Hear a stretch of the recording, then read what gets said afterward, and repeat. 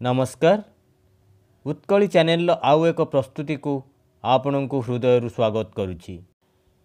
जेपरी आपण माने परदा उपरे देखुछंती ए दुईटी शब्द आम भाषा रे व्यवहृत हुए।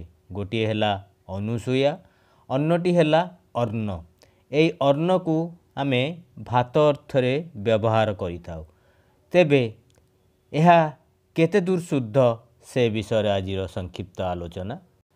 जार असूया बा ईर्षा नहीं से हेला अनसूया। जेपरी न युक्त अंत अनंत, न युक्त अर्गल अनर्गल, ए सेहीपरि न युक्त असूया अ न सरे दीर्घ उकार या अनसूया। सेहीपरि आउ गोटे शब्द हैला अर्ण। उच्चारण दोषरु केही केही भात को अर्ण कहंती और लेखंती मध्य। मात्र अर्ण एक भिन्न शब्द। यार अर्थ हेउछि जल। भात अर्थरे आमे अन्न ही व्यवहार करिबा। तेणु अन्न आउ अनसूया ए दुईटी शब्द यथार्थ बा ठीक हुए। पूर्णचंद्र भाषाकोशर प्रथम खंड बा स्वरवर्ण खंडरे ए विषय उल्लेख रही। आपणक द्रष्टव्य पई एठारे उपस्थापन करिछि।